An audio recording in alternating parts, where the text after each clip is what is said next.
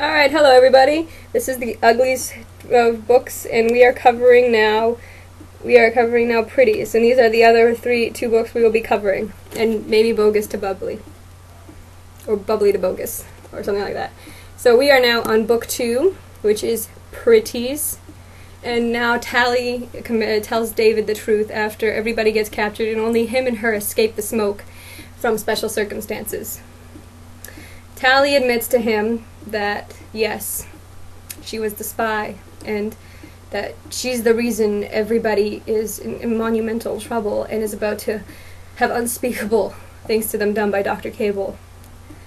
David finds they spend weeks kind of not talking to each other. Then Tally finally tells David that they should.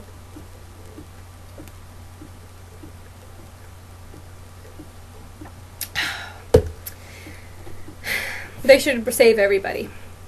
And of course David's a little confused because what can they do? There's just the two of them. But Tally says that they have to break into special circumstances, but first they have to cause a distraction. So they head to Tally's hometown, revamp the smoke. With the help of a few uglies, they cause a giant fireworks show and explosions in New Pretty Town and Uglyville, with the slogan, "The smoke lives." And with that, special circumstances charges because they know that Tally and David are still gone. So now we see that is happening clearly. And Tally and David save everybody. They save David's mother, but unfortunately his father, Az, has already been taken and is dead. So they save Maddy and everybody else from the smoke. Shay's already pretty, so she's just back at home in New Pretty Town. And so is the boy on this cover, because that is not David. That's Tally, but that's not David. Anywho, so once everybody from the smoke is saved and they escape back into the forest and everything, midway through they're now in the mountains, still kind of avoiding special circumstances by doing a few tricks and, making them think that they're over there when they're actually over there. Kind of playing mind games with them to keep them away from. Tally makes a very bold suggestion because Maddy and Az did come up with a cure for pretty-headedness, which is when you get the operation, they make you very stupid. You're beautiful, but you're stupid. You look like this. Basically, you're perfect, but you become stupid. The only three things you think about is sex, alcohol, and parties. You think about eventually having a kid once in your lifetime because they program you to only want to have one child to control the population. And so Tally decides that she has to do something about this. This is not right, because when she finds out about this from Maddy and Az, as they tell her in the first book, she has to do it because who else will? And this is the only way she thinks she can redeem herself for what she did to everybody and who she betrayed. So as she goes to New Pretty Town, she literally says in front of a special circumstance person, her and David say goodbye, and he tells her he doesn't want her to do this, but she says she has to because she knows nobody will forgive her any other way, and she won't forgive herself. So she goes up to a special and tells him, "I'm Tally Youngblood, and I want to become pretty." Special circumstances obviously tries to interrogate her, but she was not talking, so they make her pretty. They give her that bubble head. And she's now stupid, very stupid. She's not smart anymore. She doesn't have an independent mind. So when that happens, it's a few months into being a pretty. She's now joined a clique called the Crims, where she meets Zane, who is on the cover of this.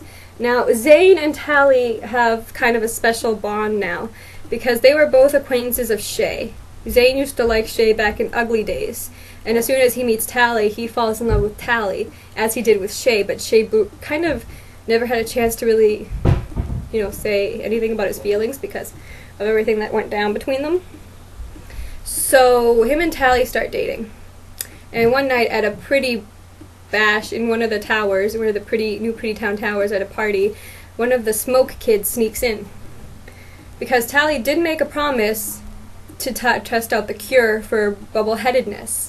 Or pretty-headedness, sorry, because bubble is being, crim, which means criminal, and I'll have to explain that all to you later. So, she is trying out she's about to take the pill, but she's not sure what's going to happen, because in her letter to herself when she was an ugly, she wrote this to her pretty self. She said, you know, do it. There might be some really bad side effects, but just do it to save the world. So Zane says, you know what, I chickened out of leaving for the smoke when I was an ugly, because crims are criminals, right? But they try everything they can to stay bubbly, which is to keep themselves having a brain. So Zane says, I'll try the cure with you. Him and Tally try the cure together. Something goes wrong. Zane's brain starts to deteriorate. He is barely mobile. He's kind of like this.